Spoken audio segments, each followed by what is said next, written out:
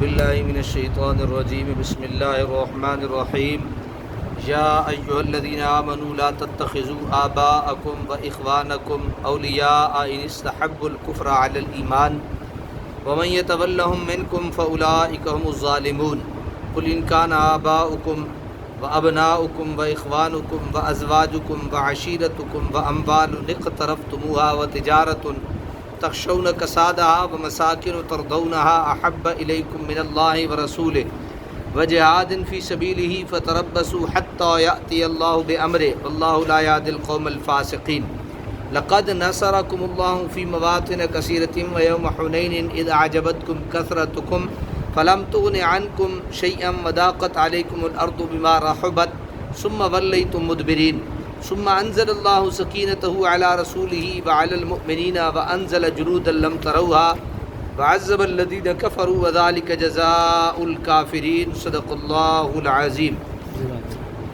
آیت نمبر 22 سے لے کر آیت نمبر 26 تک سورہ توبہ ہے اور سپارہ 10 انشاءاللہ سماعت کریں گے۔ یا ایھا الذین آمنوا، اے ایمان والو، لا تتخذوا آباءکم، نہ بنا لو اپنے باپوں کو، و اخوانکم، اور اپنے بھائیوں کو، اولیاء، دلی دوست۔ اپنے باپوں اور اپنے بھائیوں کو کیا نہ بنا لو؟ دلی دوست۔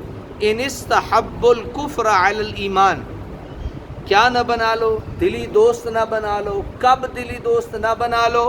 ان استحب الکفر علی الایمان، اگر وہ پسند کریں کفر کو ایمان پر، اگر وہ کفر کو ایمان پر پسند کریں، چاہے وہ تمہارا باپ ہی کیوں نہ ہو، چاہے وہ تمہارا بھائی ہی کیوں نہ ہو، تو انہیں دوست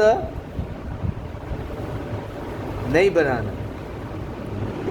تو یہ تو ہمارے تو جو کچھ نہیں لگتے ان کو بھی اپنا باپ بنائے ہوئے ہیں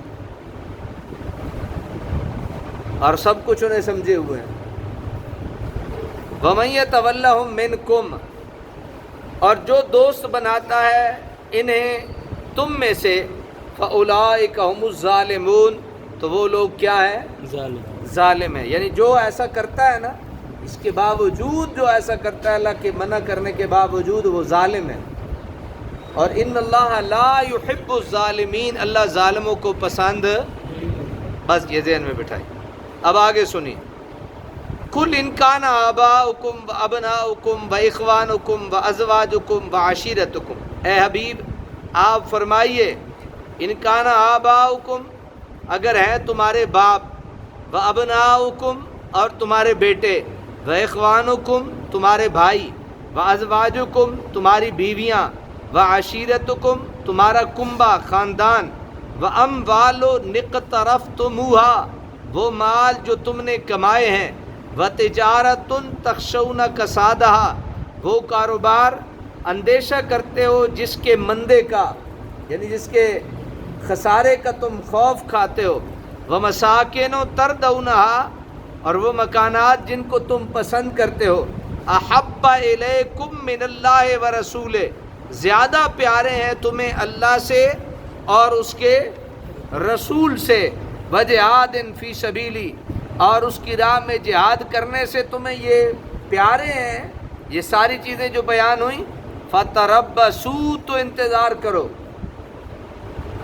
اگر تمہیں یہ ساری جتنی چیزیں پیچھے گنوائیں، ہر رشتہ، ہر ناتا، ہر مال، ہر گھر جو تمہیں اللہ اور اس کے رسول سے اور جہاد فی سبیل اللہ سے زیادہ پیارا ہے، تو پھر کیا کرو؟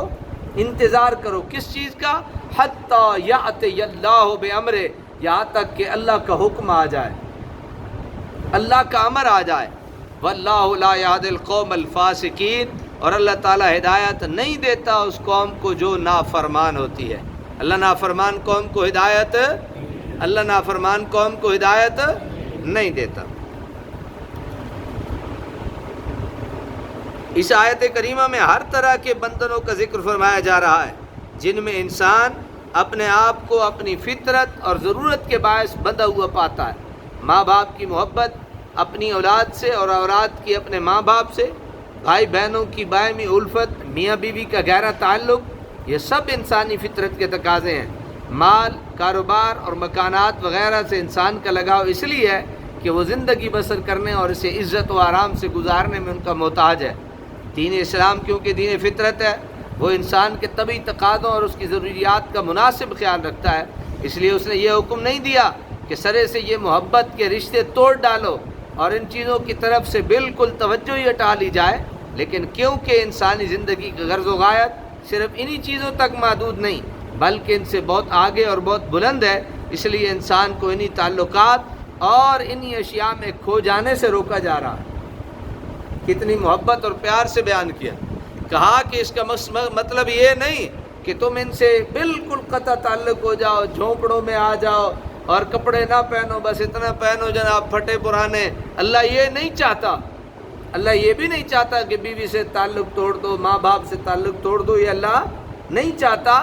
اللہ یہ چاہتا ہے کہ مجھے چھوڑ کے ان میں نہ کھو جاؤ، ضرورت کے تحت انہیں استعمال کرو، لیکن پہل میری ہونی چاہیے۔ پہل کس کی ہونی چاہیے؟ اللہ کی ہونی چاہیے، اللہ پہلے ہونا چاہیے، باقی چیزیں بعد میں ہونی چاہیے۔ حکم دیا کہ بے شک ان اشیاء سے محبت و پیار کرو، لیکن اس حد تک جب کہ یہ چیزیں تمہاری روحانی ترقی میں حائل نہ ہو۔ یعنی بندہ کھڑا تو نماز میں ہو اور توجہ انسان کی دکان پہ ہو، بندہ کھڑا تو نماز میں ہو اور توجہ جو ہے وہ اپنے گھر میں کسی رشتے کی طرف ہو، تو ایسا نہیں۔ نماز میں کھڑا ہے تو پھر اسے پتہ ہونا چاہیے میں اللہ کے سامنے کھڑا ہوں، انتہائی ادب، احترام، یکسوئی اور محبت کے ساتھ اسے کھڑا ہونا چاہیے۔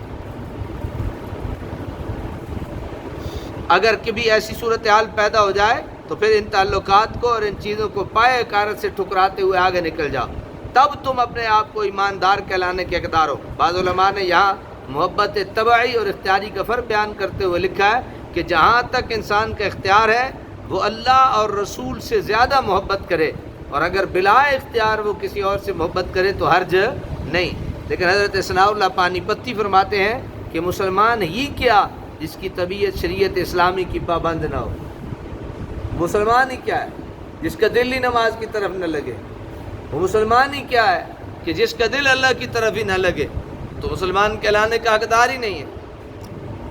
چنانچہ حدیث پاک میں بھی صراحتاً موجود ہے کہ جب تک اللہ کا رسول، ماں باپ اور اولاد اور ہر چیز سے زیادہ پیار اور محبوب نہ ہو، اس وقت تک انسان مومن ہو سکتا نہیں۔ قال رسول اللہ صلی اللہ علیہ وسلم لا یؤمن احدکم حتی اکون احب الیہ من والدہ وولدہ والناس اجمعین۔ اس کے بعد علامہ پانی پتی لکھتے ہیں کہ یہ نعمت بجز اولیاء کاملین کی صحبت کے نصیب نہیں ہو سکتی۔ آپ نے لکھا ہے کہ کوئی شخص اگر یہ کرنا چاہے کہ دنیا کی کوئی چیز، دنیا کا کوئی رشتہ اسے اللہ کے تعلق سے ہٹا نہ پائے، تو اس کا ایک ہی طریقہ ہے کہ وہ کسی اللہ کے نیک ولی کے ہاتھ میں ہاتھ دے دے۔ اللہ کے کسی نیک ولی کی نگاہ میں آ جائے تو یہ اس کے لیے آسان ہوگا، اس کے محلات بھی ہوں گے، لیکن ان محلات کو میں حضور غوث پاک کے حوالے سے اس بات کو آپ کو سمجھانے میں زیادہ آسانی ہوگی۔ میں عرض کرتا ہوں لَقَدْ نَصَرَكُمُ اللَّهُ فِي مَوَاطِنَ كَثِيرًا، بے شک مدد فرمائی تمہاری اللہ نے بہت سی، فی مواطن کثیرہ جنگی میدانوں میں، ویوم حنین اور حنین کے روز، اذ اعجبتکم کثرتکم جب کہ گھمنڈ میں ڈال دیا تھا تمہیں تمہاری کثرت نے، فلم تغن عنکم شیئا اور فائدہ نہیں دیا تھا کثرت نے، پس نہ فائدہ دیا تمہیں اس کثرت نے، وضاقت علیکم الارض اور تنگ ہو گئی تم پر زمین، بما رحبت باوجود اس کے کہ وہ وسعت رکھتی ہے، بہت وسیع ہے، ثم ولیتم مدبرین پھر تم مڑے پیٹ پھیرتے ہوئے، ثم انزل اللہ سکینۃ علی رسول پھر نازل فرمائی اللہ تعالیٰ نے اپنی خاص تسکین اپنے رسول پر، وعلی المؤمنین مومنوں پر، وانزل جنودا لم تروها اور اتارے وہ لشکر جنہیں تم دیکھ نہ سکے، وعذب الذین کفروا اور عذاب دیا کافروں کو، وذالک جزاء الکافرین اور یہی سزا ہے کافروں کی، یہی سزا ہے کافروں کی۔ اللہ تعالیٰ عمل کی توفیق عطا فرمائے۔